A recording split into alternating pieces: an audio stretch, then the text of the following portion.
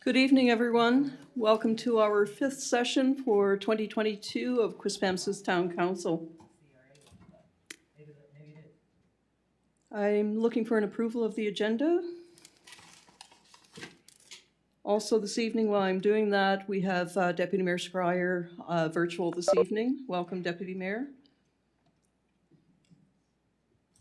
Councillor Bigger. It's been moved by Councillor Bigger, seconded by Councillor Miller. On the question, please vote now.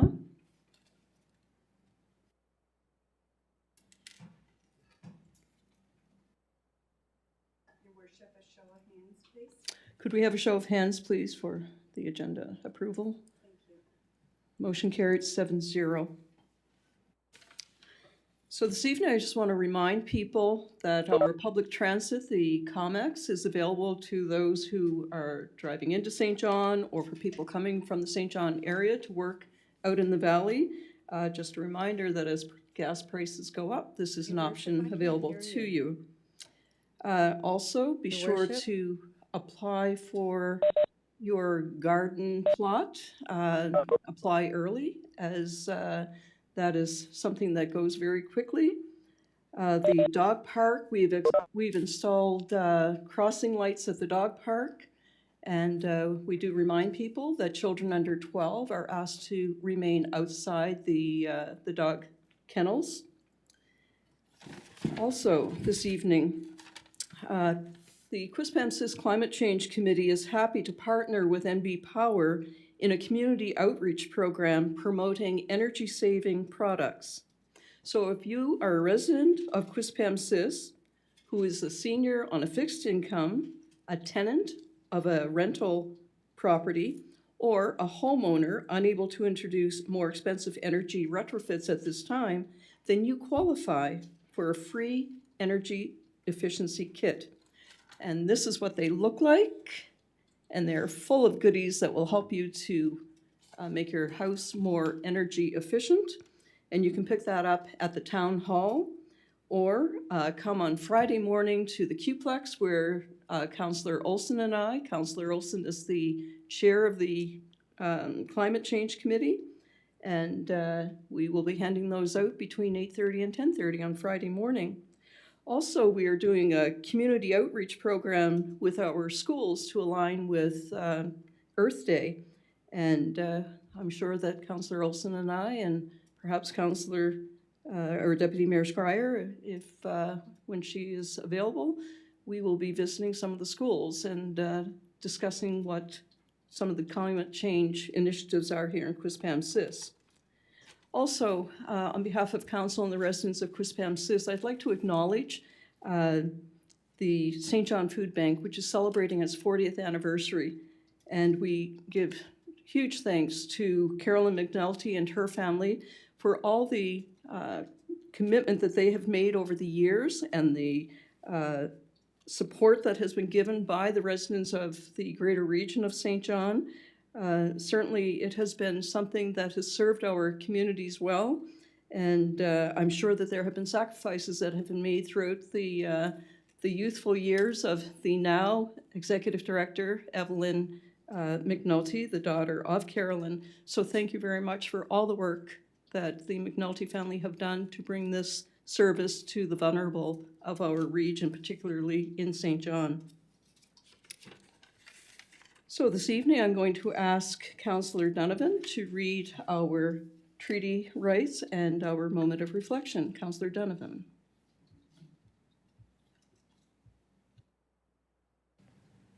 Thank you.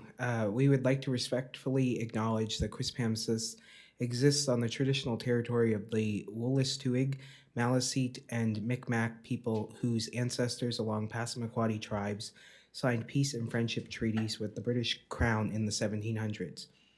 We would like to take this moment to pay respect to the elders, past and present, and the descendants of this traditional territory. We would also like to take this moment to reflect on our solidarity and support for the people of Ukraine, acknowledging that Canada has the third largest Ukrainian population in the world, behind Ukraine itself and Russia. And may we remind ourselves of the important work we have before us tonight. May we make good decisions without prejudice or bias, and always in the best interests of our community which we are here to serve. Thank you, Councillor Donovan. Now to number 5, our presentations. We have a request from Canada Games Aquatic Centre, COVID relief funding, and a staff report from the Town Treasurer, Krista Brandon. In attendance this evening, we have the St. John Aquatic Centre Commission representatives. We have Shailene Loge, who is the chair and also the Quispamsis Commission member. We have Lloyd Foote, who is the Finance Committee Chair, and Amy McLennan, who is the General Manager of the Aquatic Centre. So I invite you to the podium, whoever is going to speak this evening, and we will go from there. Thank you very much. Welcome, Ms. Loge. Oh, it always feels so good to take that mask off. A little bit of pressure. There's a clock ticking down here. So, good evening, Your Worship, councillors and staff. Thank you for the invitation to speak with you today. As you just heard, my name is Shailene Loge, and for several years I've been the town of Quispamsis representative on the Canada Games Aquatic Centre Commission. For the past couple of years, I've also been the chair of the commission. This may not have been the best time to accept being the chair, as, to say the least, these have been a couple of very, very challenging years for us on the Aquatic Centre Commission. Prior to COVID, our management team and our commission have been putting a huge amount of work into controlling our business, right-sizing our expenses, and turning the Aquatic Centre ship around in the right direction. And we had made significant progress in this regard. We finally felt like we were heading in the right direction, but then a pandemic struck, and that simply stopped us in our tracks. We were forced to shut down a number of times, which was the right decision to make. We couldn't provide services, and even when we could provide some services, people were, needless to say, very uncomfortable about coming into such a close proximity type of a facility, and certainly about bringing in their children under the age of 12. We had muddled through in the early months of the pandemic as best we could. But then in January, the most recent public health requirement had us having to make the decision to shut down again. At that time, we felt that we could no longer, in good business conscience, continue to operate, and therefore I made a motion to shut down our facility permanently. This was to the commission, which was voted on and agreed to. This was a very, very difficult decision for us to make, but we felt we had no other choice. What's important to understand about our facility is that our expenses, though well managed and mitigated to the best of our ability, remain in place even when the facility is shut down. So we can turn off the lights, but we still have to heat the water. So when you walk by the pedway and you see the lights off, that's one attempt we're making to manage electricity costs, for example. But we cannot simply drain the pool, turn off the heat. A lot of those expenses are static, and there is no way for us to reduce them. But COVID completely shut off of our revenue stream. So we had no opportunity to reach out for lessons, our Fit to Swim programs, our teams that are there, and any other revenue efforts that we had been trying to make, all gone. So that was the reason for such a tough decision. Immediately after the decision, I reached out to the City of St. John. As the commission, we manage the facility. The City of St. John owns the facility. So I reached out to them as the building owner and advised them that that decision had been made. And at that time, they made the determination that our situation was the result of COVID, and therefore decided to reach into some of their COVID Safe Start funding and provide that to us as a way to reopen and open the doors. I'm sure you've all seen the clause in the Memorandum of Understanding that was put through the City of St. John. One of the clauses in there asked that the Commission also reach out to other stakeholders, stakeholding municipalities in the Regional Facilities Commission, and ask that they also consider contributing proportionately some of their COVID funding. And that is the reason that I'm here today, to follow up on the letter that you would have received on March 7th. I'm going to invite you to ask me whatever questions you might, but I will also say that since that initial invitation came and the request to provide some context around the letter of March 7th, you may also have become aware of another situation that was in the newspaper with respect to repayment of CRA funds. So we're here.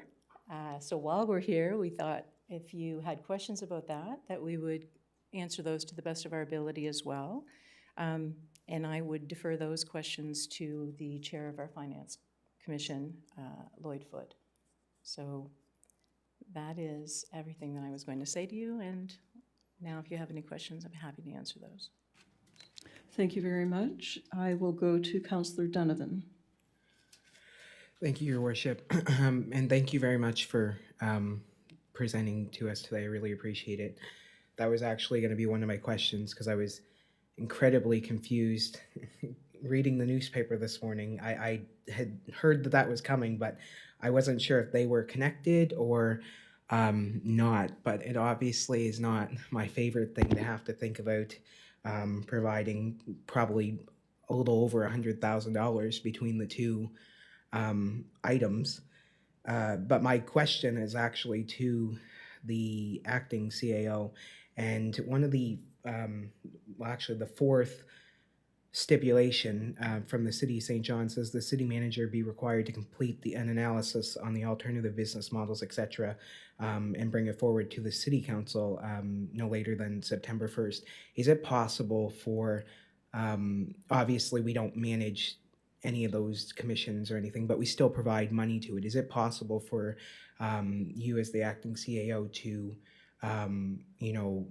get us some of that information as to what maybe they're proposing as far as, a business model change?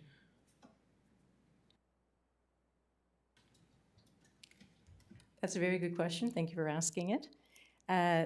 That was a requirement under the MOU that the city manager come up with a presentation by September 1st.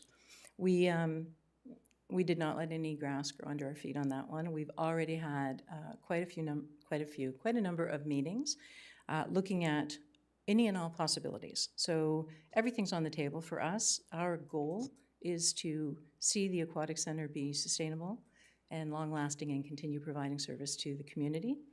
So we've already started having meetings. We're looking at drawing up a plan. We're looking at what type of actions we could take. When we say a different business model, that could be anything. It could be how we sell our services. It could be to whom we sell our services. We would even entertain a different management team, but I don't feel like that's the direction that we're going to go in. At this time, we're still working forward on the plan and coming up with some strategies and meeting with different groups, entering into some negotiations. So I wouldn't talk about those right now, but certainly as things become available that we can speak about, I would be happy to come back and tell you about those items. Thank you. Thank you, Councillor Donovan. I'm going to go to Deputy Mayor Scryer. Good evening. Thank you for your presentation. And I'm sorry to hear that we found ourselves in this situation, because I do believe that the Aquatic Center is a fantastic facility, and I want to see it continue to grow and thrive in the greater St. John region. One of the areas I know that we were denied funding by CRA.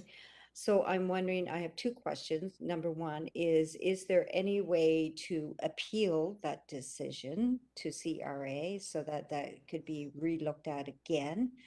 And my second question is regarding the new federal announcement for funding for uptown areas across the country. Would that be an avenue that you would be able to explore to get funding for the Aquatic Center? Thank you. Thank you, Deputy Mayor Scar. On your first question, I'm going to let Lloyd, I'll step back and let Lloyd answer that question because he's been working as our chair of our finance committee on this particular situation from the very beginning. So I'll just step back and let Lloyd step up.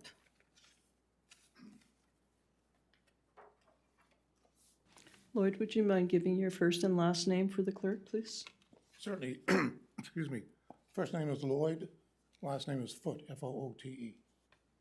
Thank you. Thank you, Deputy Mayor, for your question. This has been an arduous process for us, and we've looked at respectively all avenues of remediation, as it were. It became clear when we received, and I have other information maybe in my comments, became clear when CRA provided us the notice that the claims are being denied, and subsequently the reassessments, that the information shared with us made the grounds for appeal just not an avenue that we could pursue. I mean, we could pursue, Deputy Mayor, I apologize, but it would be, we assessed and concluded that it would not be a fruitful exercise. We would end up spending money, and the chances for success are nil in our view. With respect to your second question, I'm not aware of that funding, so I can't speak to it.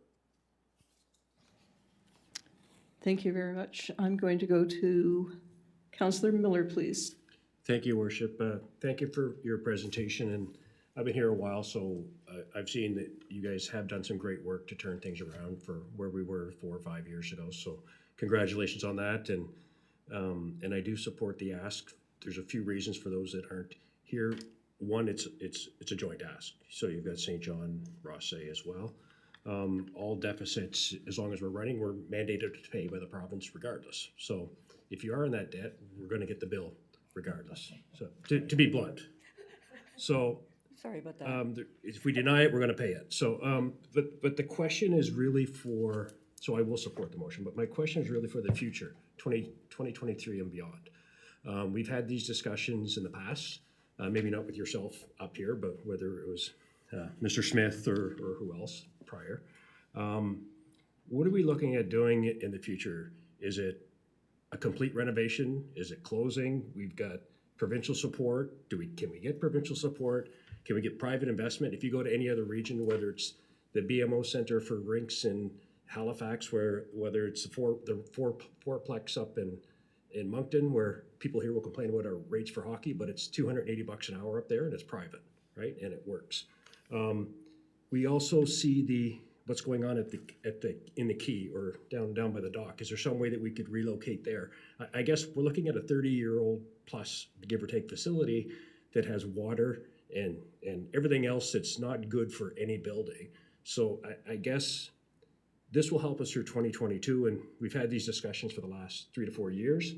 What is the long-term goal as far as sustainability? Is it in that same spot? Because generally to renovate versus to rebuild is different. And I know in the past we had people from Maine come up. That hasn't happened for 2 years for obvious reasons. We've had a lot of things going on. So I agree it's a great complex, but it's also an older complex, and it's a very expensive complex. You know, from last I heard, we had 2 out of our 5 boilers working. I don't know if that's changed anymore as far as the heat sources. So it's really just this will be for something for later, but if you can answer some of it, what is our 2023 plans and beyond? Because if we want to be financially sustainable, something's probably got to change. So thanks. Based on your question, we may have to put you on our working group to come up with all our plans. A lot of the things that you've talked about are exactly the things we're looking at. So the facility is old. Well, it's not as old as me, but it's old. But it's not at the end of its life. And I've been in facilities a couple of years ago in Winnipeg as an official at their Canada Games. That facility is significantly older than our building. So our building is still in good shape. What we're, and we've maintained it. The city of St. John has done a good job of maintaining that facility and looking for ways to make sure that it's, we've looked at things like heating and reduction in those costs and lighting and things like that. But what we're really, really looking at is those revenue streams, a lot of what you were talking about. What can we go after? So we're really looking at what new businesses out there, what new business models are out there, what new buildings are going up that have potential members in them, and even beyond members, what other type of approaches can we make business to business perhaps? So we've got all of that on the table. We've done so much work to make sure that our expenses are where they need to be, that we were literally we were poised to move forward with. I don't have it with me, but I have a sheet or a list of sheets of paper with lists of ideas we wanted to move forward on, and then we got hit. So I can't promise that 5 out of those 10 sheets of paper are going to come to fruition, but that is the effort that we're going to make. And a lot of what you're talking about is exactly there. Maine State, for example, are very interested in coming back. Despite the fact that they have a relatively new pool in their backyard, they are still very interested in coming back because the facility offers things that other facilities don't. And it's just a good community facility. Thank you. Thank you. I'm going to go to Ms. Brandon now, our treasurer.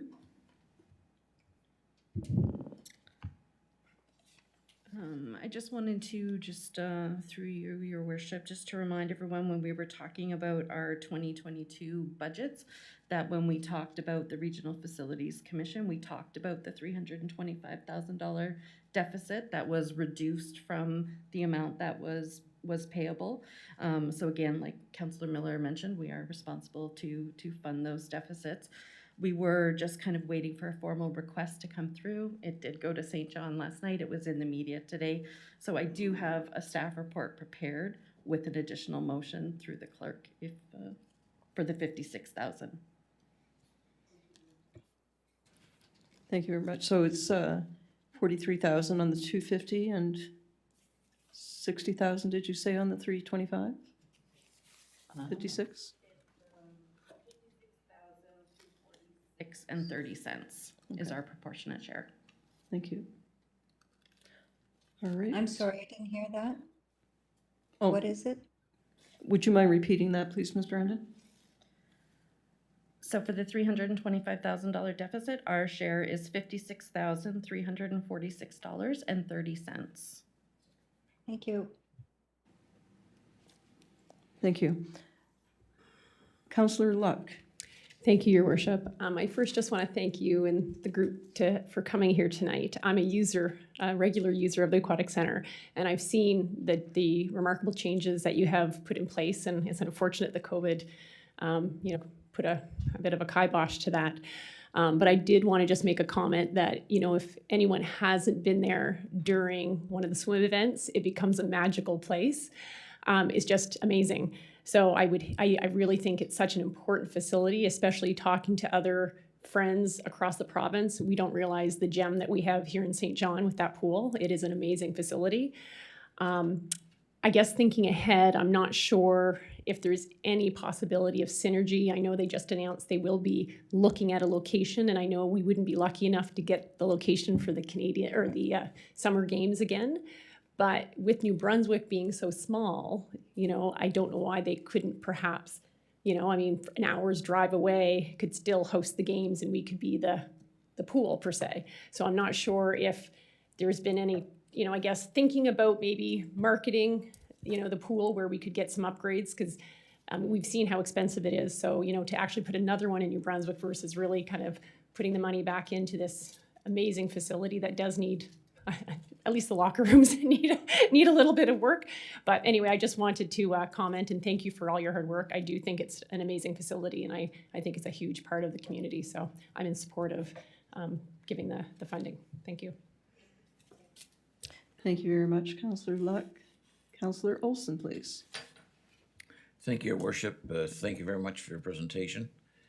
I guess I'm aware of all these things that are going on, as Councillor Miller has alluded to, and I have a desire to see the pool still succeed. I think it's got a good location.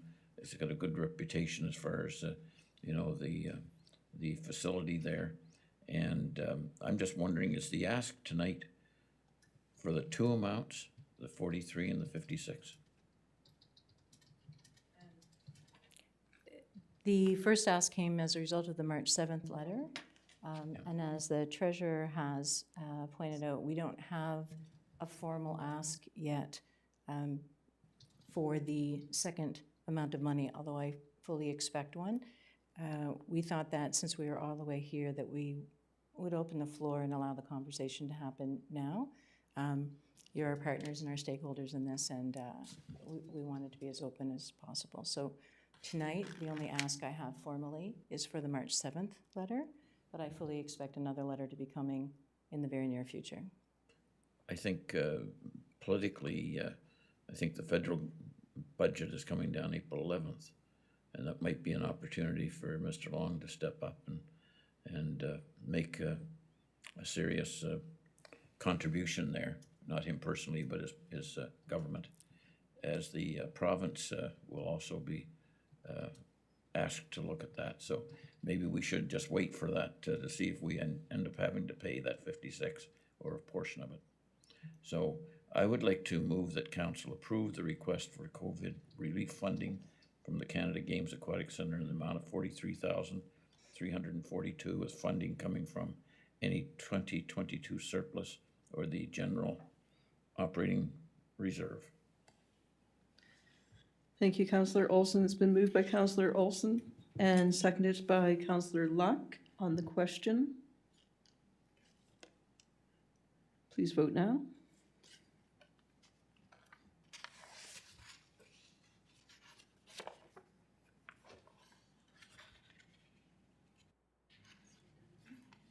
Councillor Donovan? Good. Motion carried 7-0. Thank you very much for your attendance here this evening. It's a pleasure. A lot of work, and there is no way I would have continued on in this volunteer position without the support of my community. So thank you very much for that. Thank you, and thank you for the time and the commitment that you've put into this, Ms. Lindsay. It certainly is appreciated, and sometimes we don't recognize and we don't realize when we ask people to do volunteer jobs that they put as many hours in their volunteer work and sometimes more than what they do actually in their paid jobs. So it certainly is greatly appreciated. Thank you. We know it hasn't been easy. Sure, Lloyd? Sure. I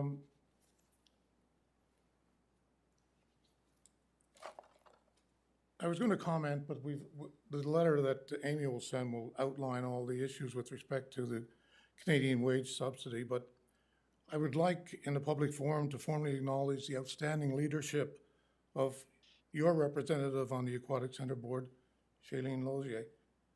Shailene has been steadfast in her approach to Aquatic Centre matters, and her passion for the Aquatic Centre is evident.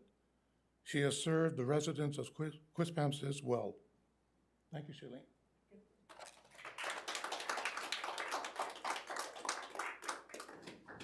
Thank you very much, Mr. Foote.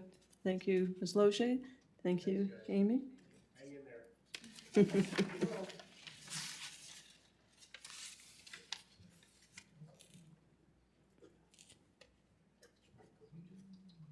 Item number 6, public hearings. There are none. Item number 7, minutes of the previous meeting. Councillor Donovan. I'd move that the minutes be approved as prepared. It's been moved by Councillor Donovan, seconded by Councillor Olson. On the question, please vote now. On the question, On the question, yes, Deputy Mayor? I don't see any reference to, oh, I just found it. Thank you. Okay, Thank you, thank Your you. Worship. Please vote now.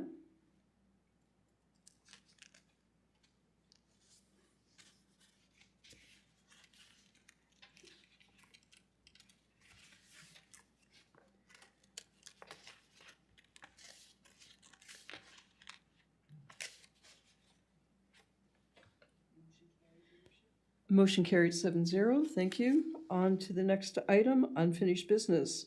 Ratification poll. Request for support letter, Point LaPro Generating Station, application of operating license renewal. Councillor Bigger.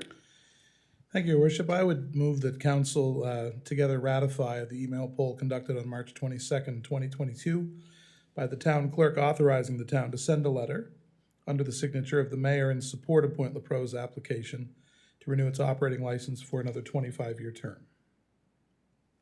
Thank you. It's been moved by Councillor Bigger, seconded by Councillor Olson on the question. Please vote now.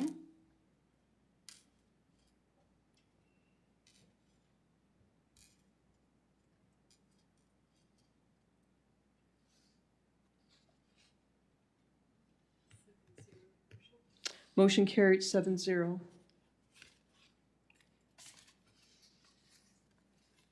Item number 9, correspondence. Rezoning application, Maple Ridge Estates, Bob Vigor, owner, Rugged Residential Inc., and Andrew Toole. I believe Andrew had to attend a death in his family. We're very sorry to hear that. And he is being replaced with Joe Roberts. They are here to discuss the proposed Bearland condo cluster development off Corduroy Road, rural residential to multiple residential. Gentlemen, sorry, I don't know what you look like, so.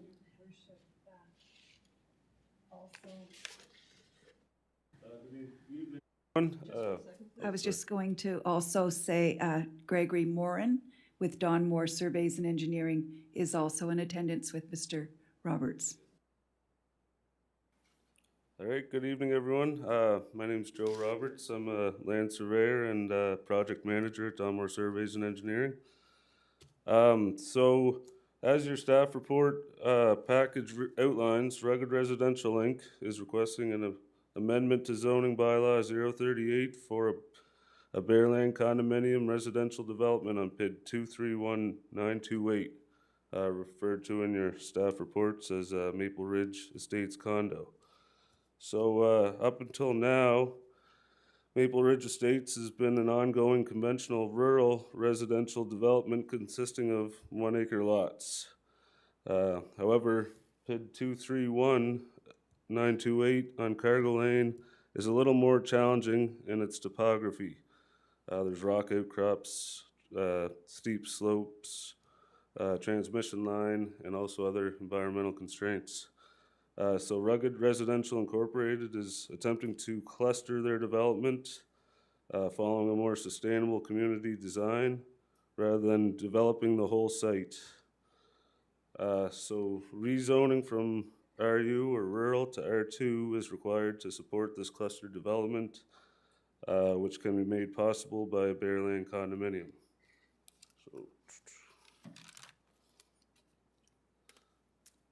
So there was a PowerPoint slide here somewhere. I think that got emailed to, but it's all right if it's not there.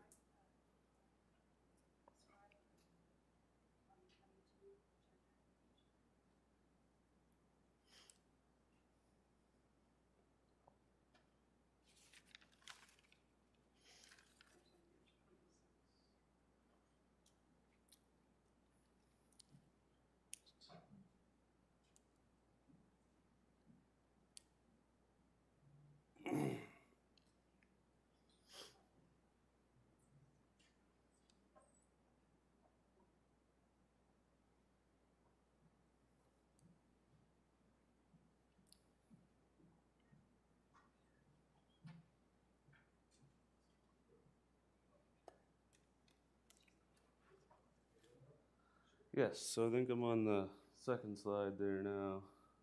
Yeah, so the development area for this property is right around 20 acres outside of the allotted roads, which in the conventional rural zone type development can theoretically support 21-acre lots. In this proposed sustainable clustered bareland condominium design, Rugged Residential Inc. are not looking to increase density, but rather keep it just about the same at 19 lots, but develop it in a more sustainable way and minimize disturbance to the current surroundings. So, as attached in the staff report, there are many advantages to this sustainable community design style of development, such as social and environmental, and a more holistic approach to all constraints.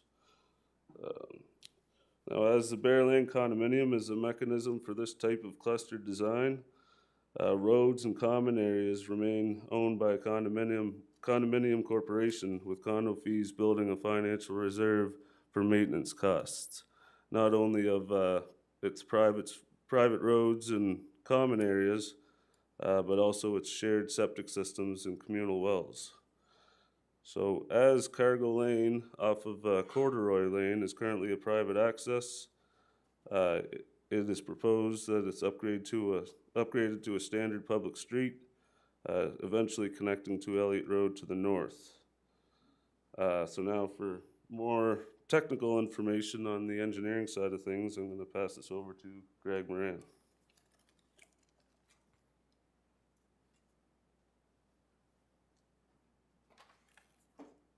Good evening. Would you just state your name for the clerk, please?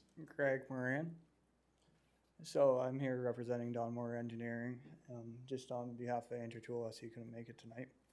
So as far as servicing goes for this development, it would on average be supplied by 6 units per well. And to do this, we'd have a hydrology study performed in the preliminary stages before design. And then the engineered septic system would be a fusion treatment, and that would be significantly reducing the size of the septic field.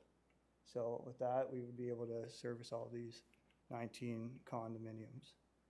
So my part isn't too technical. Unless you guys have lots of questions for me, then I can answer away. I do have one. How is it, and I guess I'll hand the chair over to the deputy mayor.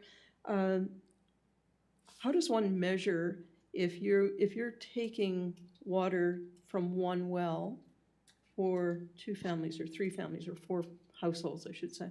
How do you quantify if there is the volume that's necessary for that? I guess I just assume that my well at home provides enough water for 1 home. So how do you do that?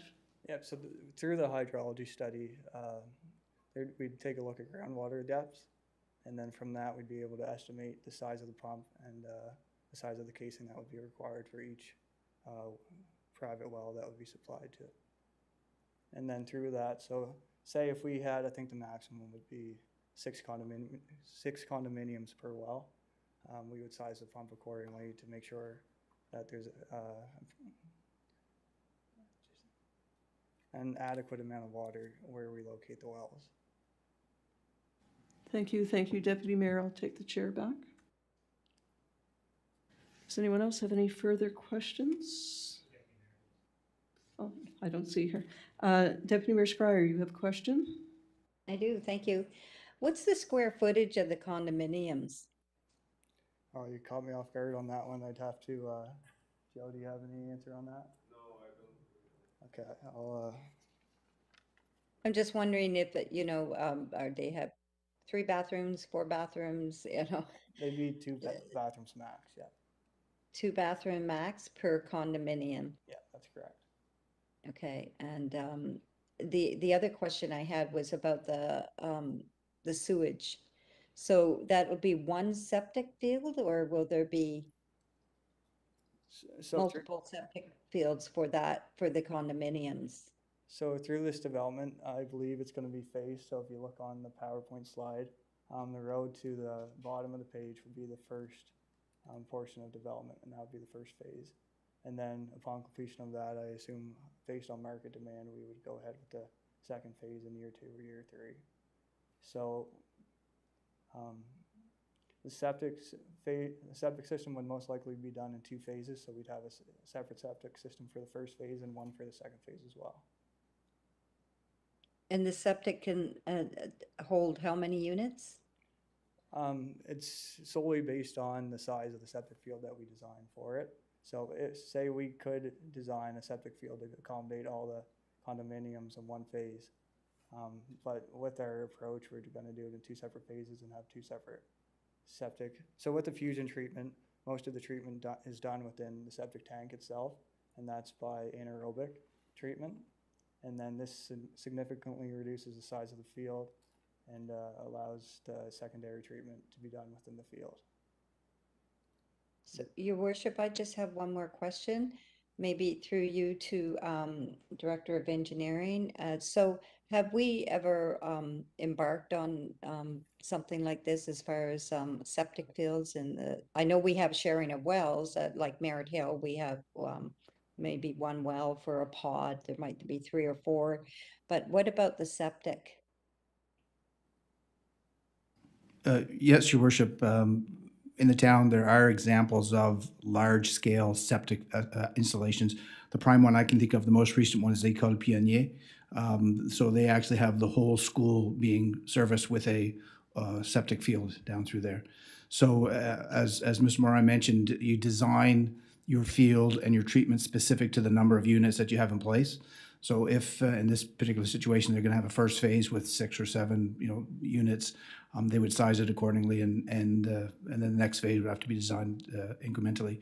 But we have some exposure to non-traditional 1 lot, 1 dwelling septic fields in the town, Your Worship. Thank you, Mr. Loge. Anyone else? No, I don't see any other questions. Thank you very much. Thank you for your presentation. Councillor Donovan. I'd move that council refer the application requesting the rezoning of PID 00231928 from rural to multiple residential to the Planning Advisory Committee for its written views, set a public hearing date for May the 3rd, 2022 at 7 p.m. and notify all property owners within 100 meter radius of the property proposed for rezoning. Thank you. It's been moved by Councillor Donovan, seconded by Councillor Bigger on the question. Please vote now.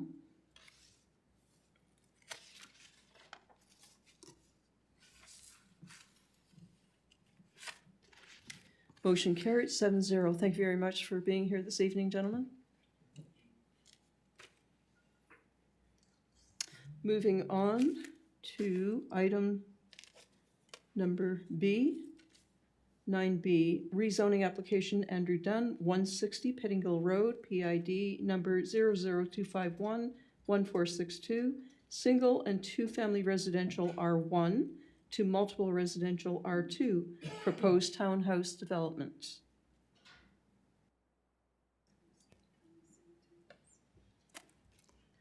Good evening. Would you please give your name for the clerk, please? Andrew, welcome. Thank you. And if you wouldn't mind, if you could just move the microphone up a wee bit. There we go. Better? Much better. Great. Yes, so simply we're looking to apply for rezoning in order to build 4 12-unit row houses, in other words, apartment buildings, along with, on the second phase of the property, semi-detached rental properties.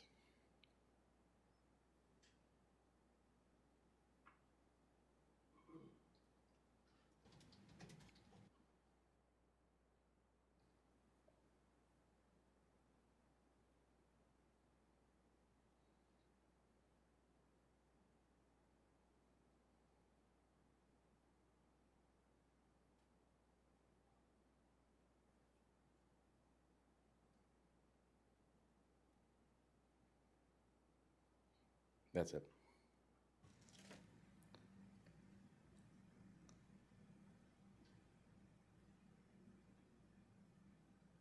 Are you good with that, or Yep. keep going? Nope, that's great. Okay.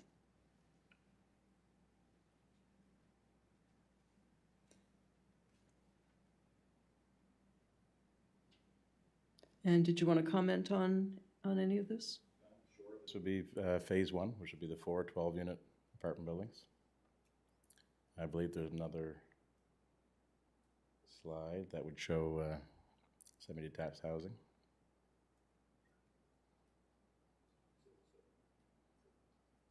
Over there.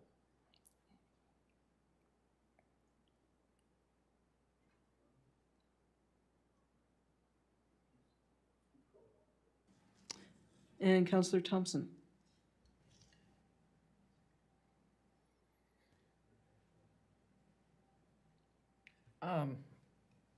Yes, Your Worship.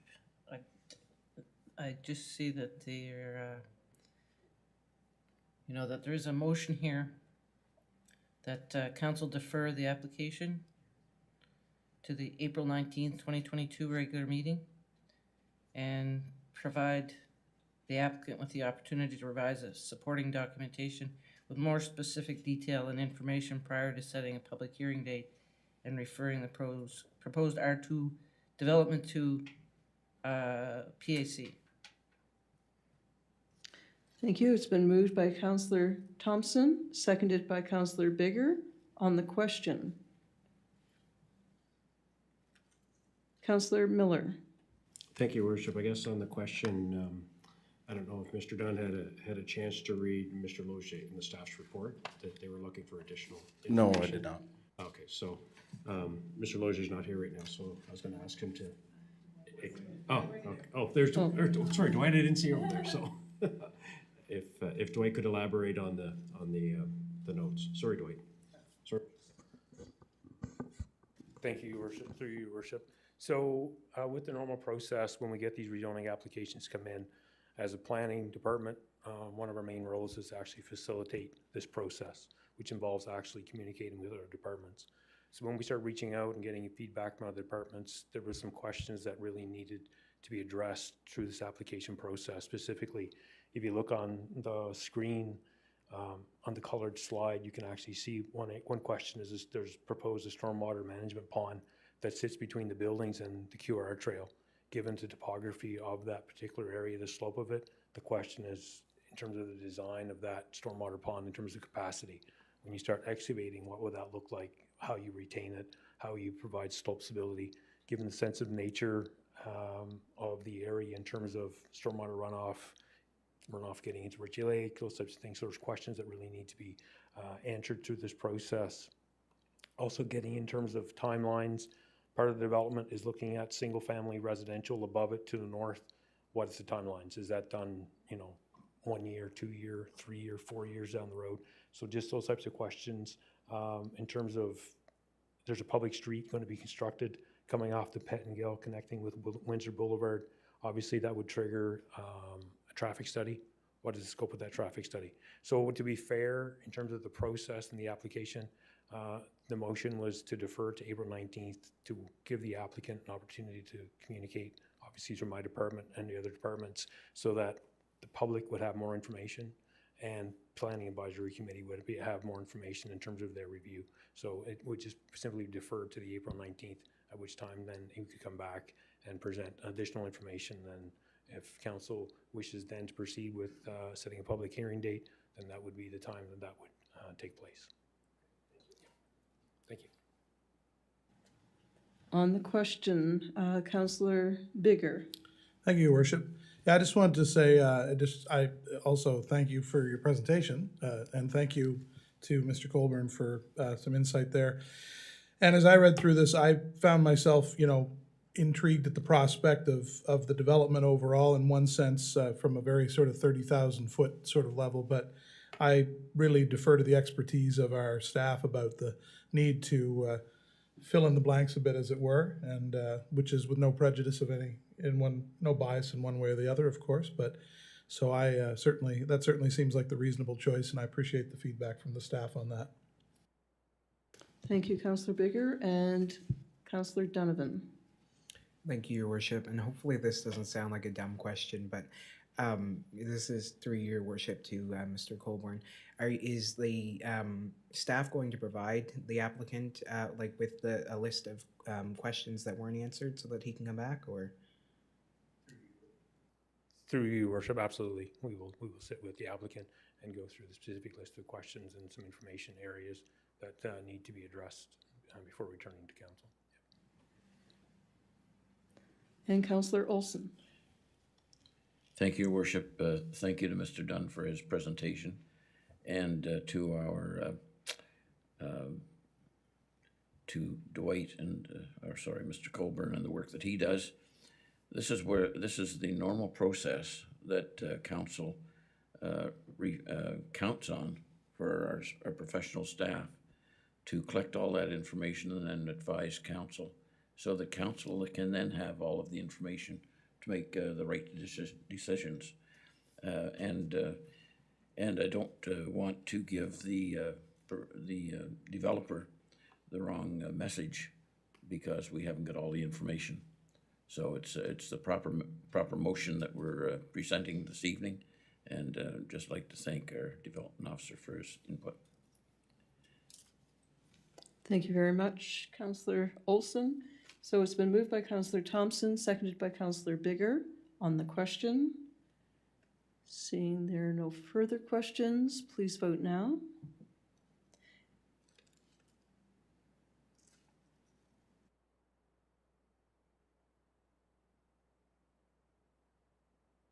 Motion carried 7-0, and I was remiss in saying that Mr. Colburn was taking charge of this file while the Director of Engineering removed himself. Thank you, gentlemen, for being here this evening. Moving on to item number 9C, UMNB's request for municipalities to send draft letter to Minister Danielle Alain, Local Government and Local Governance Reform, asking to delay the Regional Service Commission reform until after the reform of the new local entities.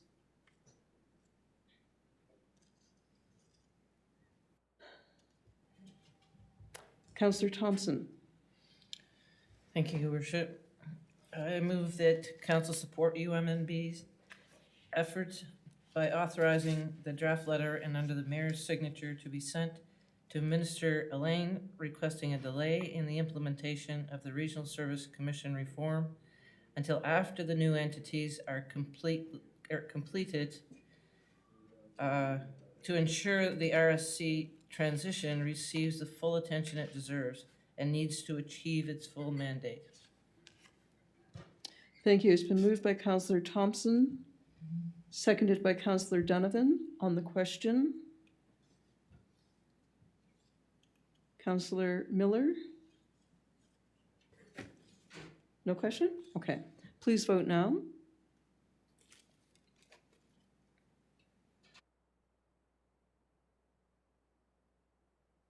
Motion carried 7-0. Moving on to item 9D, Kennebecasis Valley Fire Department Incorporated, Chairman Miller, letter introducing new Kennebecasis Valley Fire Department Chief Mike Doyle and Deputy Chief Sean White.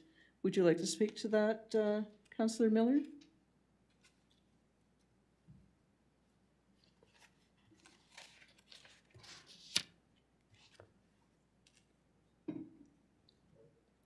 Would you like to speak to item number 9D, the introduction of 2 new personnel at the fire department? Internal? Thank you, Your Worship. I believe I wasn't here earlier, but I think the rest of you met Mr. Chief Boyle. So with Mr. Boyle and Mr. White now joining the ranks and Deputy Chief retiring, we're in great hands, and it's great to have people that have come up through the ranks. So again, it's very good. So I'd just like to make the motion, as Mayor O'Hara has already issued congratulatory letters to the new Fire Chief Mike Boyle and Deputy Chief Sean White, that my letter be received and filed with thanks, and looking forward to some great leadership through Mr. Boyle. Thank you very much, and thank you for chairing the Kennebecasis Regional Valley Fire Department Commission. On the question, or sorry, I guess it's been moved by Councillor Miller and seconded by Councillor Bigger. On the question, please vote now.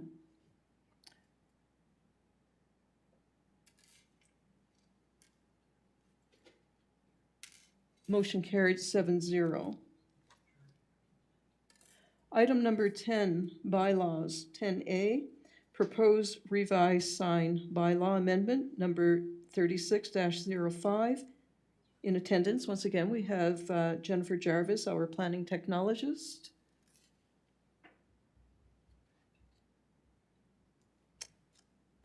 And Good Jennifer, evening. go ahead. Good evening, Madam Mayor. Yes, this is the sign bylaw amendment to include language to provide a definition for the traffic control device and tether signs in sign bylaw 36, to restrict the location of political signs in relation to a traffic control device, to make civic numbering on freestanding signs mandatory, to provide provisions regarding the use of feather signs within the municipal boundary, to improve the provision to regulate the display of sandwich boards, and to restrict the placement of all signs within 1 meter of any town-owned property except for signs placed by or for the town. As you recall, December 7th, the sign bylaw amendment was presented, and it had some confusing language in it concerning site triangles and, distances. So this new bylaw that amendment that I'm proposing has taken that language out. So just to keep things very clear, I removed the site triangle and have gone about it a bit of a different way in trying to make sure that it's very clear where political signs are not supposed to be. So in doing this, I provide a definition for a traffic control device, and also asked to strike, my staff report says section 3AA. It should actually read 3D1A, sorry about that. To strike that from the bylaw as the language is redundant with the introduction of the traffic device control devices definition. We would like to strengthen section D1G to include political thought that talks about political signs and state that they are not located within 5 meters of the traffic control device, thus reinforcing that setback. And finally, in regards to the political signs, by amending section 3E14 pertaining to signs prohibited in all zones to include the language shall not be located within 5 meters of the traffic control device as defined by this bylaw. With that, I think that we will have strengthened the bylaw and made it very clear where political signs cannot be located. We would also like to take this opportunity as staff to introduce additional amendments to strengthen the sign bylaw. Section 3AA of sign bylaw 36 speaks to general provisions governing the display of signs in the town.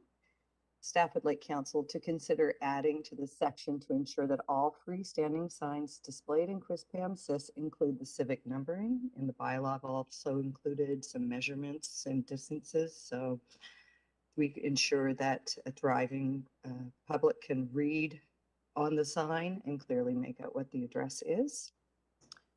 We would also like council to consider establishing provisions in the sign bylaw that would regulate the height, number, setback requirement, and number of days in a calendar year feather signs, also known as blade signs, are permitted to be displayed in Quispamsis. Staff have also updated language in section 3E13 to improve clarity regarding the placement of signs in relation to town-owned property. And it would read, any sign located within 1 meter of any town-owned structure, utility pole, hydrant, traffic control device, bridge, fence, barrier, or any other surface on public property, except signs placed by or on behalf of the town. Staff would also like to take this opportunity to clarify language around sandwich board displays within the boundary of Quispamsis. And we're proposing language that would restrict the number of sandwich boards displayed by business to one sign for every 30 meters of lot frontage. And this will ensure sign clutter in commercial zones will be kept to a minimum. Would also like to recommend an amendment be made to Schedule B, the license agreement for sandwich board signs, and should include language that ensures that sandwich boards and feather signs are not displayed at the same time.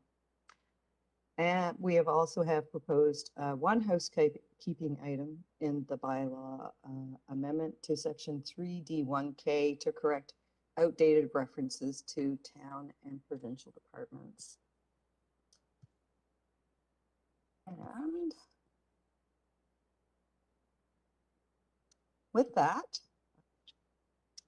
my recommendation is that council gives first and second reading to the proposed amendment as presented in attachment 1. The amendment will provide a definition for traffic control devices and feather signs in sign bylaw 36 to restrict the location of political signs in relation to any traffic control device, to make civic numbering on freestanding signs mandatory, to provide provisions regarding the use of feather signs within the municipal boundary, to improve the provisions to regulate their display of sandwich boards, and to restrict the placement of all signs within 1 meter of any town-owned property except for signs placed by or for the town. Thank you. I'm open to any questions. Thank you. I'll go to Councillor Donovan. Thank you, Your Worship, and thank you, Ms. Jarvis. I have a question just to make sure that I'm not, seeing it wrong. When you say civic number on a freestanding sign, you're not talking about like putting a civic number on every single political sign that goes up, are you? Like when somebody puts up if they're running in the election, they put up a political sign, they don't have to have a civic number on every single one of those signs, do they? Or Thank you, Councillor Noah, for your question. That's correct. The freestanding sign I'm speaking of are the larger signs that are outside of large complexes, businesses to advertise, one is, they're escaping me right at the moment. A sign outside of the new restaurant in town, Mexicali Rosie's. They have like a sign that just displays, sort of advertise what's going on there. That's what we're talking about on those bigger signs that would have to have a civic address on both sides of it, so the driving public would know what that address was. Deputy Mayor Schreier, please. Yes, thank you, Your Worship. Thank you for your work on this bylaw. I just wanted to get clarification on a traffic control device because I couldn't see exactly what that is. Is that a light or is that a stop sign or is that a flashing? Like what exactly is that? Thank you for your question. A traffic control device is any device that directs traffic. So yes to all of the examples that you provided. Okay. It is anything that a sign could be considered a traffic control device. Okay. I just wanted to get clarification on that. And my second question is about the address. So we have a lot of obviously existing signs throughout the municipality. So are they going to be required now to redesign their signs and to have the civic address shown on them? I believe going forward that they would be all new signs would be mandated to include that. Because Okay, it would thank be you. anything from the date that the bylaw was implemented. Thank you. Thank you, Deputy Mayor Schreier. Councillor Luck, please. Thank you, Your Worship. Just out of transparency, I do feel like I need to acknowledge that I was one of the people that asked for clarity on this bylaw as I was running around during election time, moving my signs 12 inches. So that's, I guess, the impetus to my question.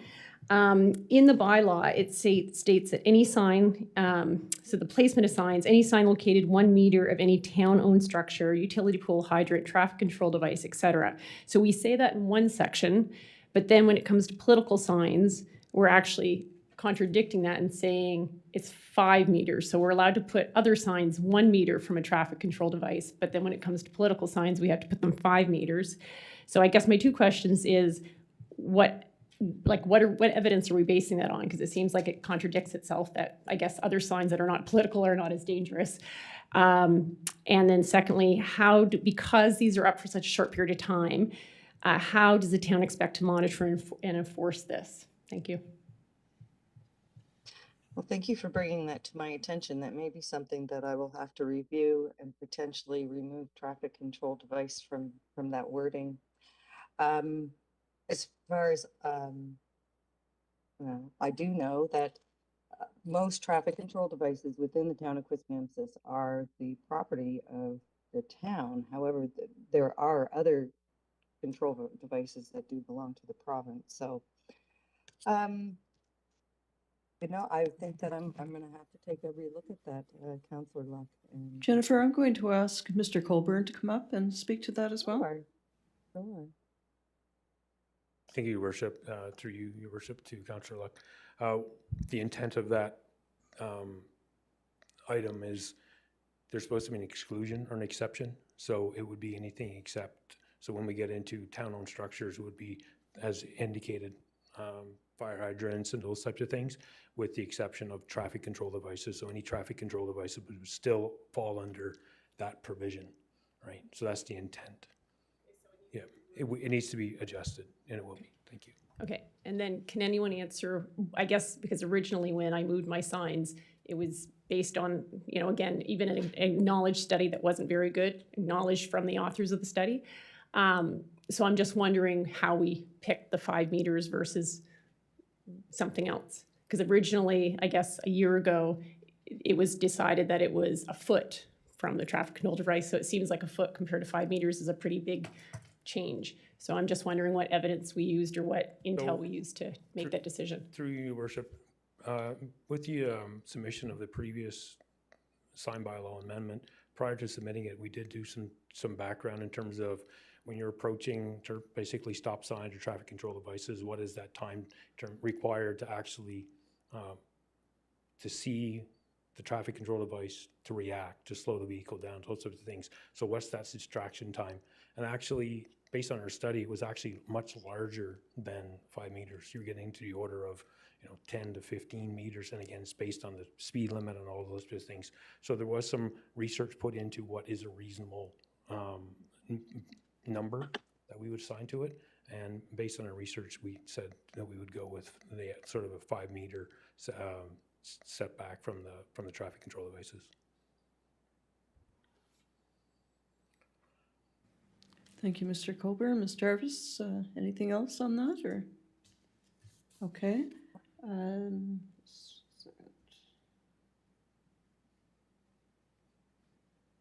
So we do have some recommendations from Ms. Jarvis on this.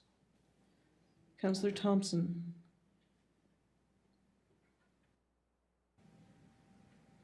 Thank you, Your Worship. I would move, as recommended by the town solicitor, the council rescind the motions passed at the December 7th regular meeting, giving first and second readings to proposed amendment number 36-05 due to the significant changes that are being proposed in the revised sign bylaw amendment number 036-05. Thank you. It's been moved by Councillor Thompson. Seconded by Councillor Olson on the question. Please vote now.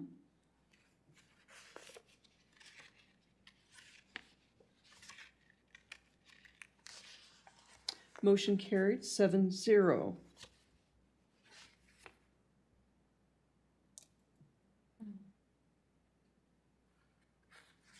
On the Councillor Olson.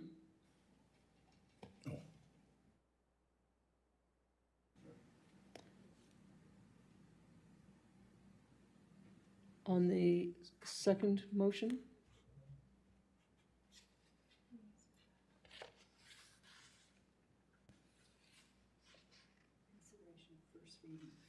Pardon me? For consideration of first reading to the proposed bylaw amendment number 036-05.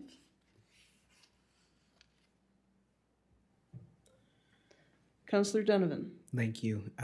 So are we able to move forward with that reading, considering like the changes that were just made as far as the wording?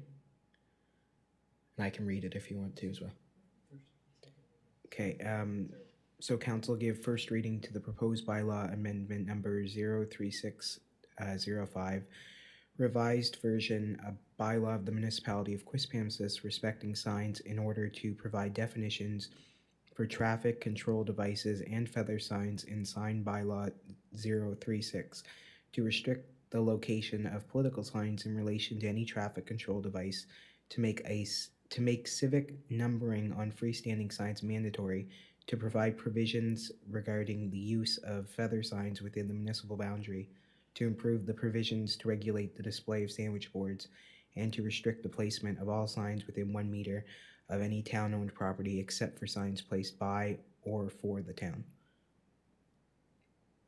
Thank you. It's been moved by Councillor Donovan, seconded by Councillor Olson. On the question, please vote now.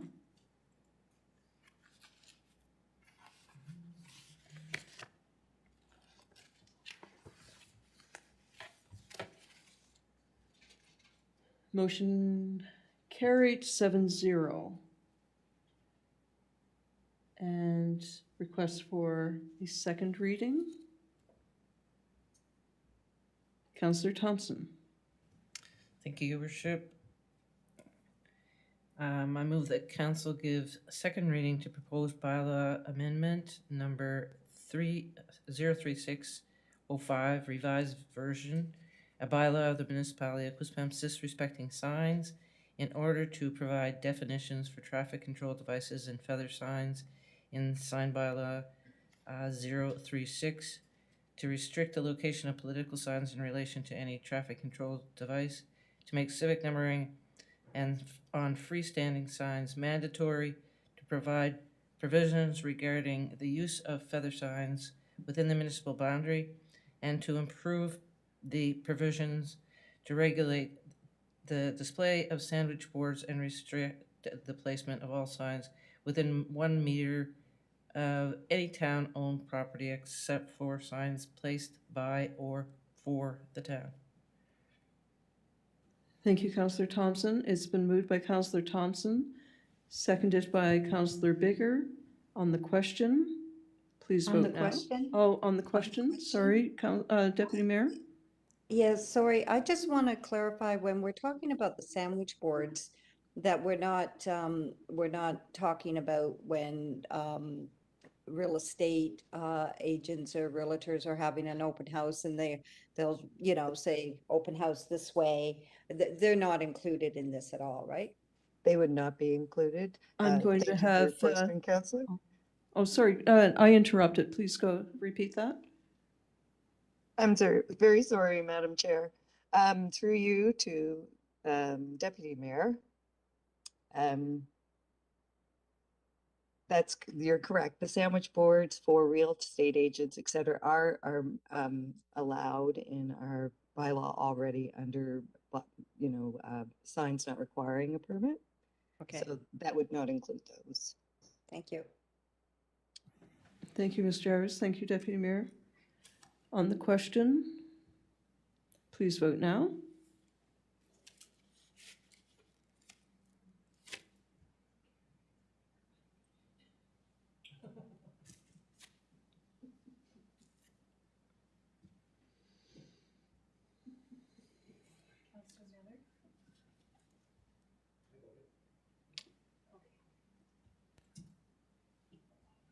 Motion carried 7-0. Thank you once again, Ms. Jarvis. Item 11, new business. Item 11A, 2022 General Fund Reserve Transfers, 2021 carry forward projects. Staff report from the town treasurer.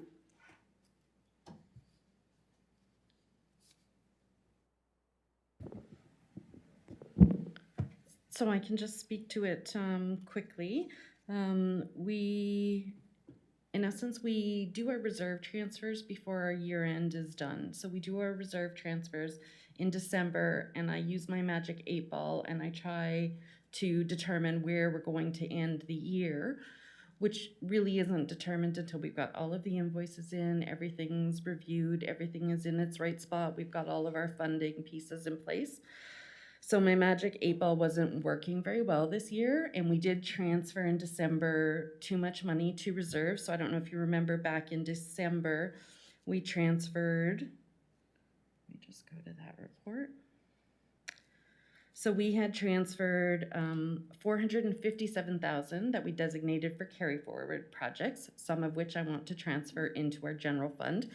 And we transferred $481,500 to our capital for future uses. That was just money that we had determined that wasn't going to be spent.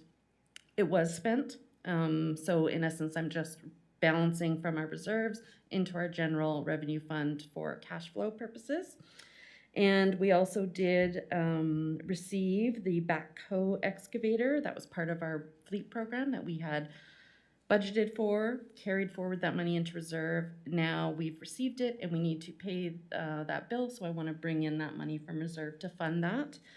And then also in 2021, we didn't fund any of the work on our utility building that we've been working towards. And so as at the end of, well, I guess middle of March, when we were kind of looking at all of these numbers, we deemed that the number that we transferred to reserve, we'd need to bring in for cash flow purposes as well to fund some of the expenses that we've set up for the building. So there will be more transfers in probably December or maybe even throughout the year as we kind of get some of these carry forward projects. But this is in essence to just tidy everything up and close out the entries for 2021. Thank you very much, Ms. Brandon. And there's a recommendation there. Councillor Bigger. Thank you, Your Worship. I would make a motion and say, be it resolved that $605,000 be transferred from the General Capital Reserve Fund to the General Capital Fund to complete financing of 2021 capital projects and one 2021 carry forward project now completed in 2022.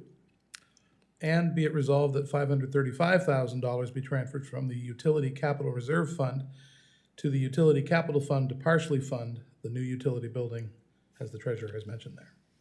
Thank you. It's been moved by Councillor Bigger, seconded by Councillor Miller. On the question, please vote now.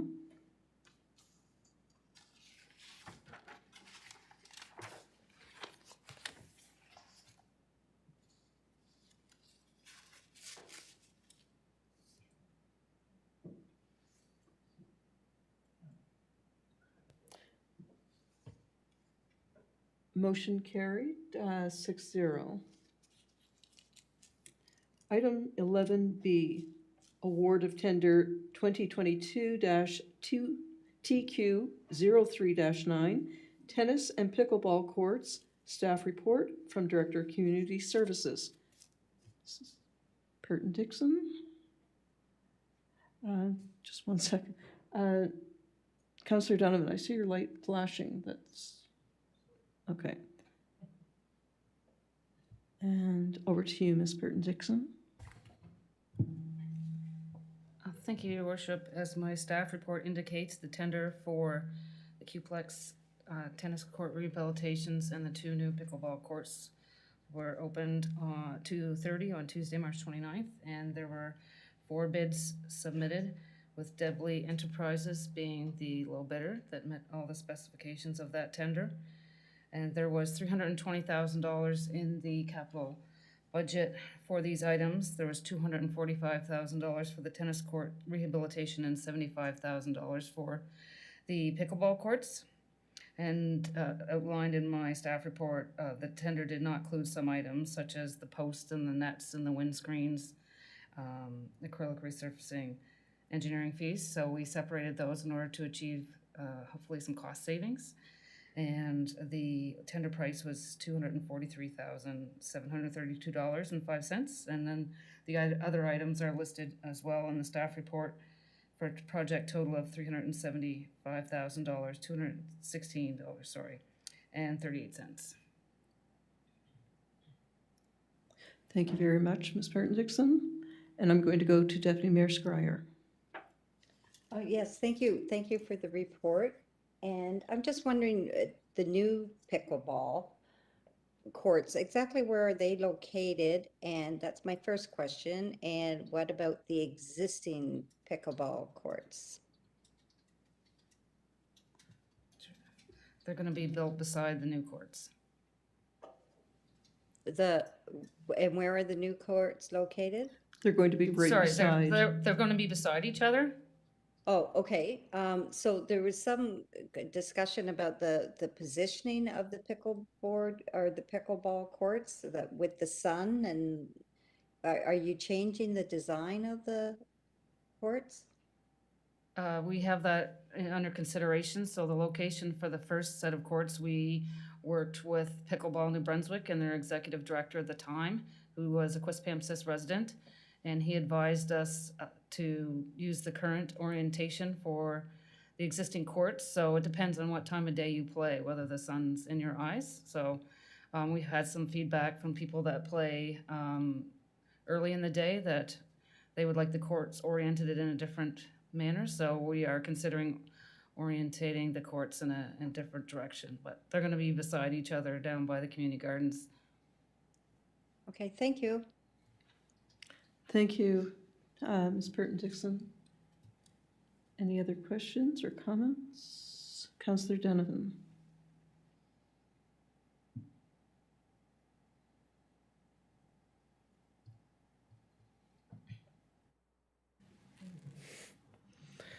Thank you, Your Worship. I'd move the council award tender 2022 TQ039 to Debley Enterprises Limited with the low bid of $243,732.05 plus HST with any additional funds needed to come from the 2022 general operating surplus or general capital reserves. It's been moved by Councillor Donovan, seconded by Councillor Miller. On the question, please vote now.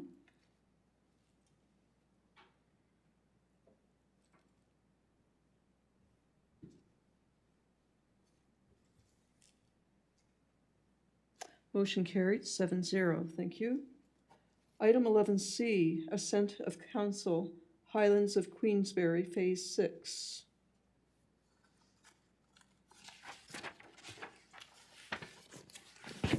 And do we have anyone to speak to that this evening? Oh, okay. Mr. Colburn, thank you.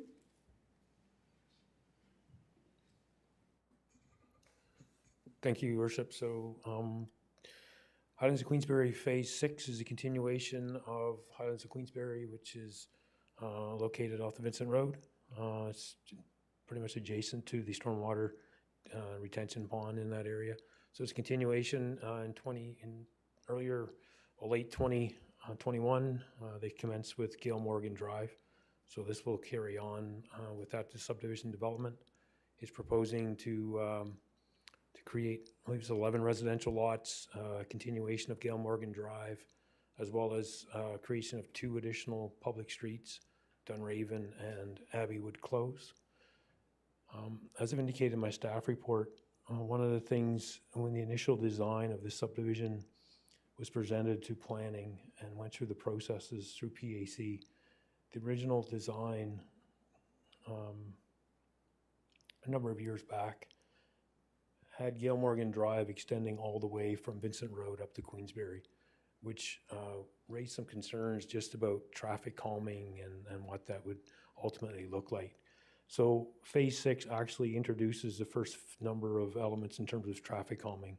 Gilmorgan Drive will terminate and then begin with Dunraven. And at that intersection, there's going to be, it's going to be signed accordingly with stop signs and stop bars.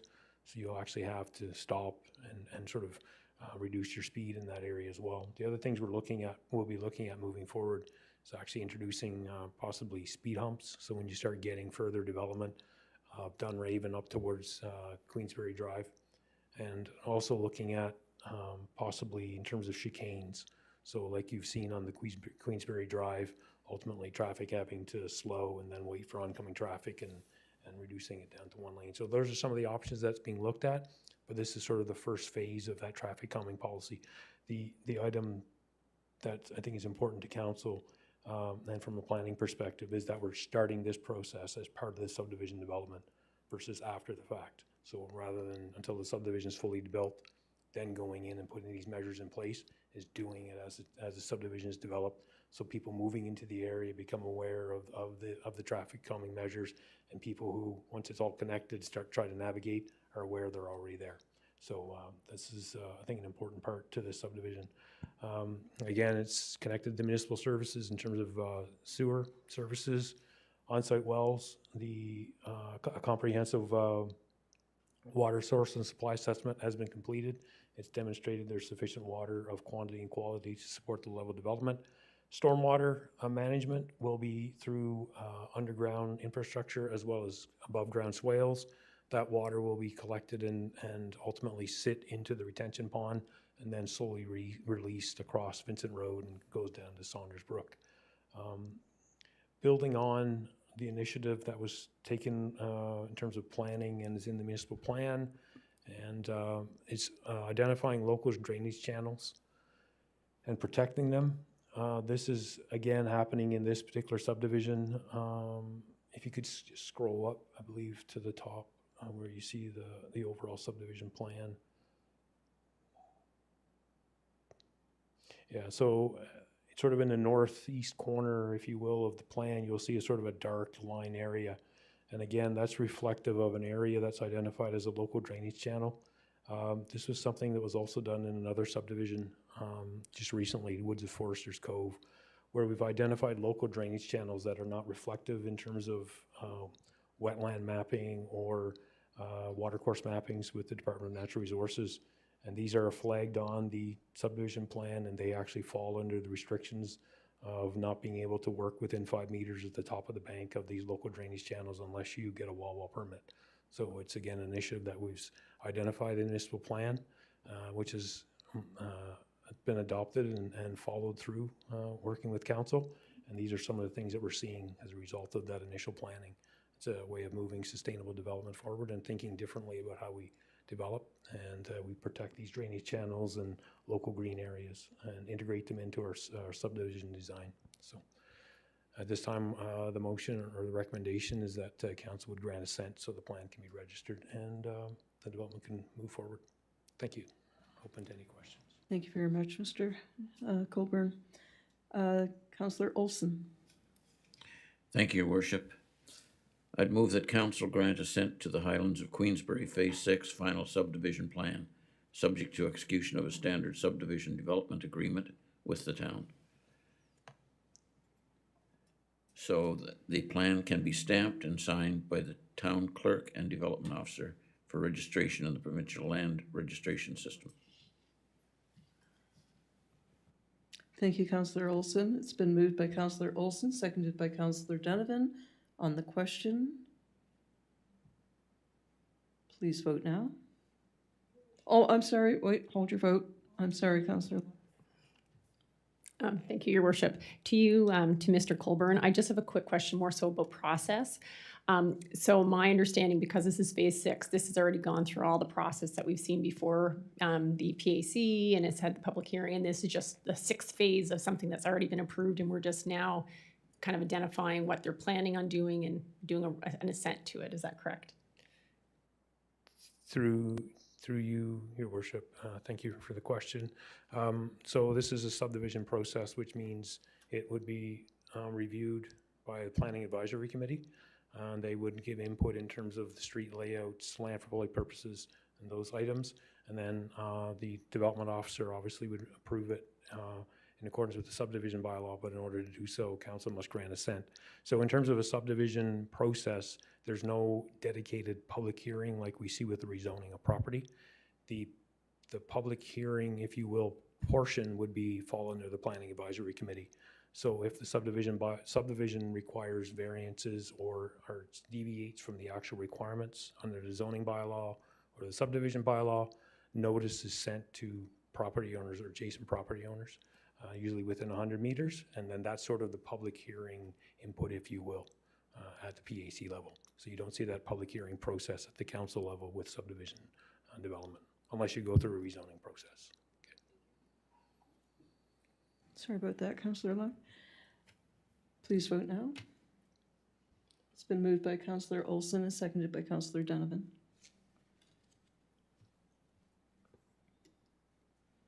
Motion carried 7-0. The next item under new business, item 11D, RFP 2022 TQ01-5, Gondola Point Road Corridor, Consulting Engineering Recommendation.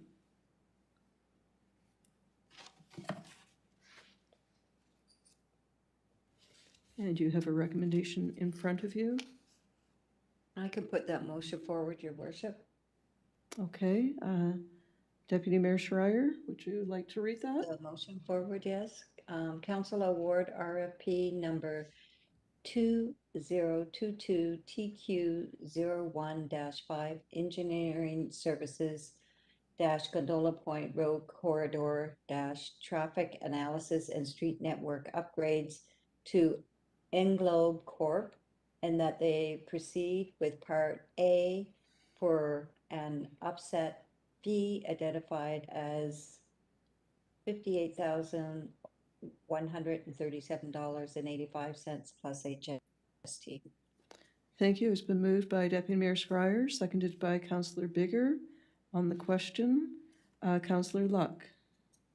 Thank you, Your Worship. Through you to Mr. Lozier. I just wanted to get some clarity on, and I know we're only voting on Part A, but just looking at the plans, can you give me some details in terms of Part C? It says tender period services and contract administration. What exactly does that entail?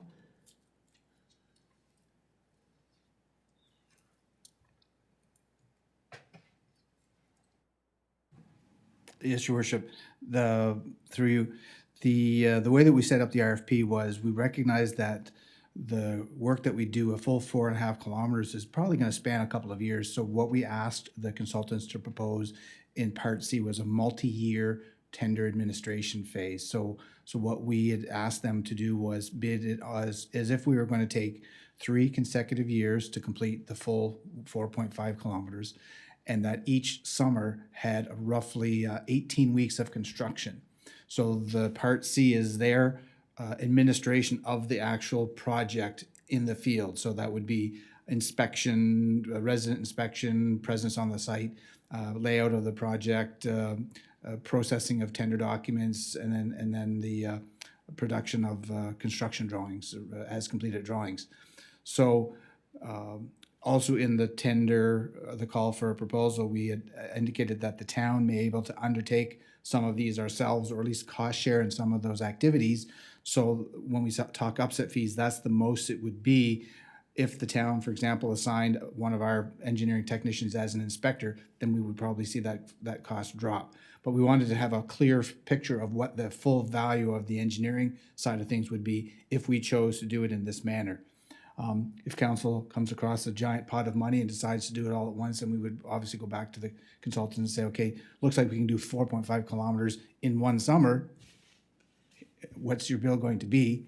And they may say, listen, it's not $385 because it's consolidated. We have one person covering the whole thing. It'll be $150,000. But we wanted to give the way the RFP was structured was a 3-year approach to it. So that's the rationale behind that particular breakdown. Thank you, Your Worship. Again, through you to Mr. Lozier. So seems like a lot of money. I was hoping you'd say paving was a part of that as well. So how does that compare to perhaps paving the road and fixing the elevation? Like, when you're looking at, 354,000. Yes, Your Worship. So what they're providing us is an estimate of construction supervision based on the number of hours they would have a staff in place. Generally, that runs anywhere from 12 to 18 to as much as 20% of the capital cost, the construction costs.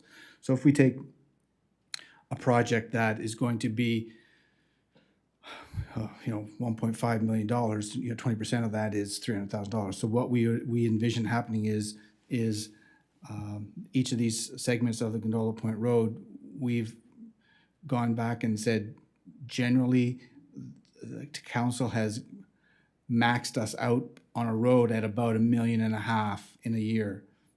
And so that's what you would see. So there'd be about $1.5 million of cost to do, 1.5 kilometers. Of that, probably $120,000 is engineering costs associated with the design and those types of things.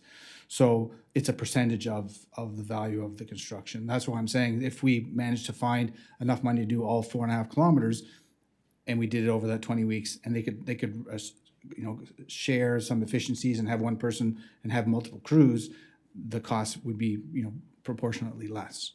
But what we're envisioning is projects in the range of $1.5 million each year over the span of 3 years. Now, that having been said, this all flows back to what the public sessions will find, what the recommendations coming back to the town will be for the actual corridor design. Because if we recall, as part of this process, when it comes to the Gondola Point corridor, we're taking everything into account. Deputy Mayor's comments during budget about a scenic route. So that's a term of our RFP. Look at the Gondola Point corridor as if it was being considered as a scenic route. What things will we want to do? We're looking at our transportation master plan and our AT committee work as we want to see this as a viable and attractive location for alternative forms of transportation, walking trails, cycle lanes, public access to the river. So all things are on the table when it comes to the Gondola Point corridor. So that's why we're envisioning a multi-year approach.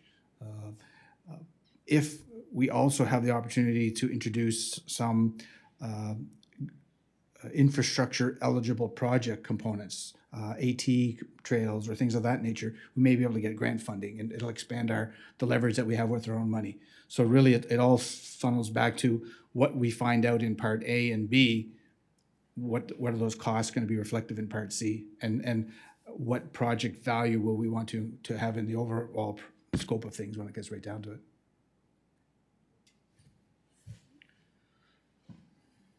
Thank you, Mr. Loge. It has been moved by Deputy Mayor Schreier, seconded by Councillor Bigger. Please vote now.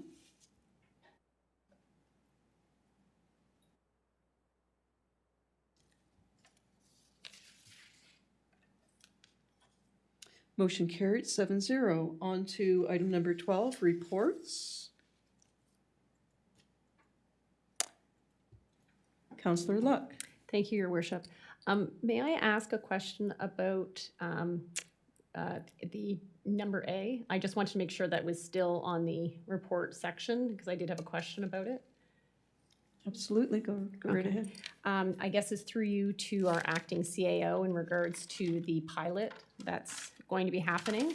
I'm just wondering, it's wonderful that we're going to be adding an extra 5 hours a week for residents to access our services. And I'm just wondering, I believe I read somewhere that we'd be looking at, staff morale and the impact on staff. I'm just wondering if we're going to be looking at any metrics in terms of benefit to residents, in terms of like how many people we service during those new hours, or any other things that we can at least look at when the pilot is done to make decisions. Thank you. Thank you for the question.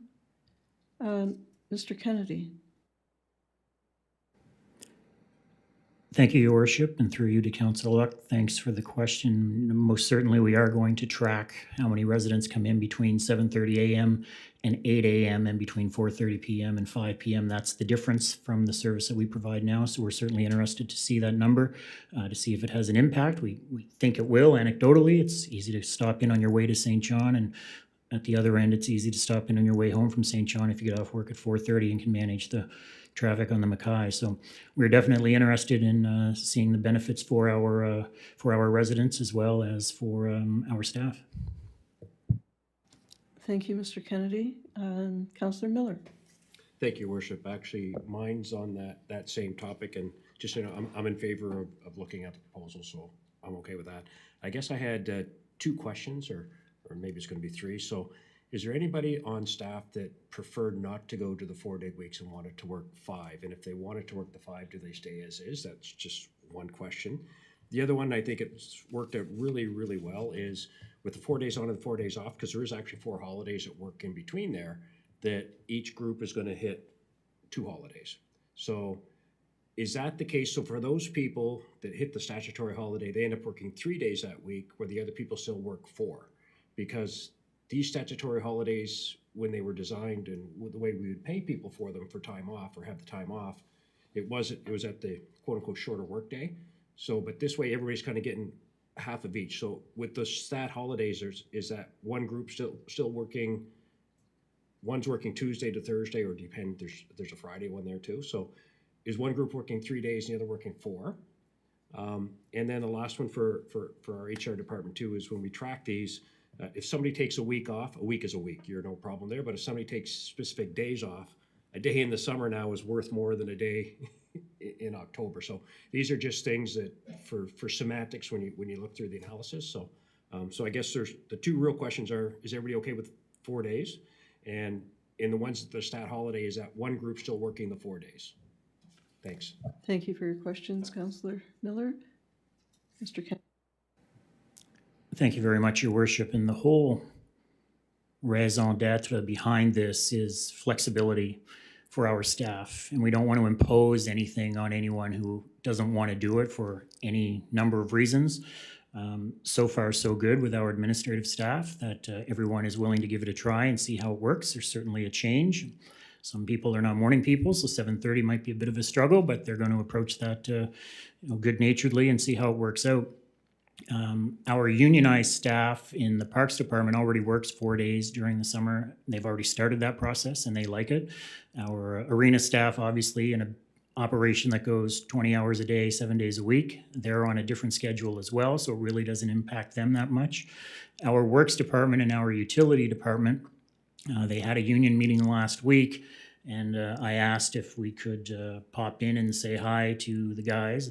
It's all guys that were actually at that meeting, to talk about this. They were a little surprised and maybe a little impressed that the acting CAO or any town manager, as far as anyone could remember, had ever darkened the door of a union meeting in the past. So we pitched it to them as well. And again, as I just said, we don't want to impose this on anybody. If you don't want to do it for whatever reason, that's fine. So the union is actually going to take a vote next week.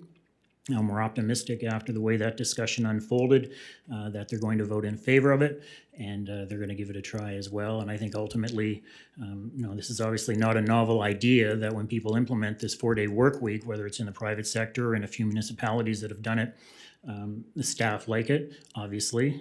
They like that extra long weekend. 3-day weekends are always nice. And it's important, I think, just to, with so many things that have been going on in the world, going back to COVID and inflation and the price of gas and the war, there's so many things going on with people's mental health that a lot of times we're not that aware of. And over the last number of months since I've been in this role, after council appointed me last summer, I've sent out a few missives perhaps or notes to staff on various occasions, and I said to the unionized folks the other day that I've written these myself. They're heartfelt, and we do care. We all of us care. Council, executive team, our fellow co-workers, we all care about each other, and we're trying to do things that we hope will help in that regard. So this is what we think is the next step to help with that. The other part of your question about the holidays, there are actually 5 statutory holidays during this pilot program. And the way it works out is every weekend that there's a long weekend, both groups, Team A and Team B, get 4 days off in a row. So for the most part, it's either Friday, Saturday, Sunday, Monday, or Saturday, Sunday, Monday, Tuesday. The only outlier is Canada Day weekend because Canada Day is on a Friday. So that's a Thursday, Friday, Saturday, Sunday for half our team, and Friday, Saturday, Sunday, Monday for the other half of the team. It's a valid point for sure about a day in the summer is different than a day right now in terms of the number of hours. And I think most people, when someone asks how much vacation time do you get at work, they speak in number of weeks, but ultimately it does come down to the number of hours. So again, if you're taking a week off in the summer, it doesn't really impact it, but if you're taking a day here or there, that's something that we're going to work our way through for sure. And that was one of the things we talked about with the unionized staff last week as well. You know, for some of our younger employees, and we have some who have been with us a long time that have 6 or 7 weeks vacation, but we also have some at the other end who are new and have none or very little. So because of this format, during the summer months, spring, summer, and early fall, during this 24-week period, one team gets 8 4-day weekends, the other team gets 7, and the team that gets 7 starts with a 3-day weekend because they don't work the first Monday, and they end with a 3-day weekend because they don't work the last Friday. So for the people that are new, relatively new to the organization and don't have a lot of vacation time, that's pretty sweet. 4-day weekends are awfully nice. It's almost like a mini vacation. So we're interested in the feedback, obviously. We're optimistic and hopeful that this is going to help our employees because that's the only reason why we're doing it. And look forward to coming back to council in the fall. And hopefully we have people lined up here at 20 to 8 in the morning and 10 to 5 in the afternoon looking to transact business, and that our residents really appreciate the extra 5 hours that they're able to do that. Thank you, Your Worship.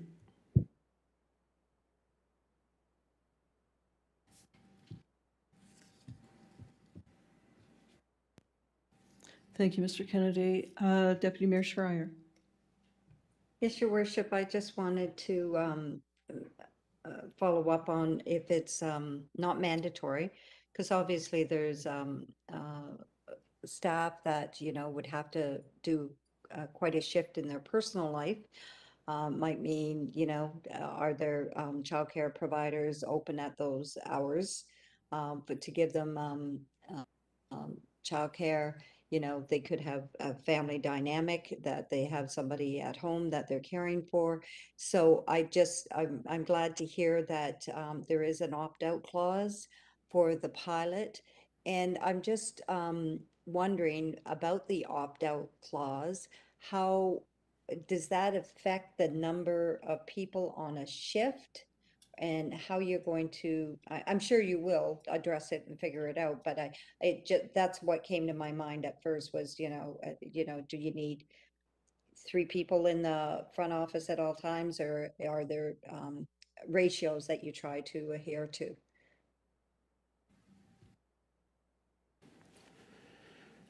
Thank you, Your Worship, through you to the Deputy Mayor and to the rest of Council. So far, none of the administrative staff have asked to opt out, so that's really not applicable at this point in time. If someone decides that for whatever reason they can't continue on with this pilot program, just because of the fact that there would be people here earlier and people staying later than someone who maintains an 8 to 4:30 Monday to Friday week, that really doesn't apply as well. And we've got our teams divided up sensibly so that we know that we've got so many people here from the admin team, from community services on one side and community services on the other side. Sort of similar to what we did during the pandemic when we had our teams divided up into, there were people here and there were people working from home at the same time. So it was sort of never the twain shall meet, that we were trying to protect our whole organization from falling apart if there was a COVID outbreak. So we had the group separated. So it's similar that way, but we've certainly taken that into consideration. I appreciate the question. That will ensure that operationally we always have the number of people in place that we require. Thank you, Your Worship. Thank you, Mr. Kennedy. And I'm going to also comment that I really feel that in this day and age that we do have to do things differently. Simply because we have worked 5 days a week, 40 hours a week since eternity, it does not mean that that is the best way of doing things. And I think sometimes we have to put humanity and mental health, physical health, all of those things have to count for something. And if we want to get the best efficiencies out of our employees, then I think that we need to really take a look at this and what can we do differently to make things better. And if we can make a few changes, and this is simply a pilot program, so it may, it may not work out, but right now, I think that there is so much value to at least giving this a try. First of all, to let people know that we do care. As the CAO said, we do care about people. And if we can help in any way to make, our 5-day work week here, the office is going to be open now from 7:30 till 5 o'clock. That's a bonus. And yet we're still trying to protect our employees and our staff. So I think it's well worth the effort, and I think it's well worth having the support of the community, because it's something that I think you're going to see more and more. In fact, this morning on the CBC, Matt Galloway talked about the 4-day work week with several sectors across the country, and it's something that's catching on. So we, once again, are going to be leaders in this, at least on a pilot project, and perhaps we'll find out that this is the way that that our town is going to go. So I will go now to Councillor Donovan. Thank you, Your Worship, and I would echo everything that has already been said so far. I think this, is just another, feather in our hat. I think it shows our, commitment to the well-being of all our employees, and I'm certain that it's, if it does work out, that it's going to, make Quispamsis an employer of choice for most people, and I'm looking forward to that. I'm excited about it. And I would also just, like to end by moving that the reports be received and filed. Thank you, Councillor Donovan. You're okay? So it's been moved by Councillor Donovan to receive and file the reports, and it's been seconded by Councillor Olson on the question. Please vote now.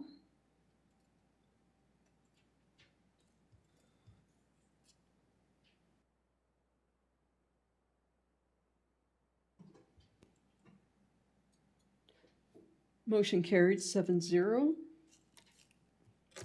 Item number 13, business arising from Committee of the Whole. There was none. Item number 14, moved by Councillor Olson, seconded by Councillor Donovan on the question. This is a motion for adjournment.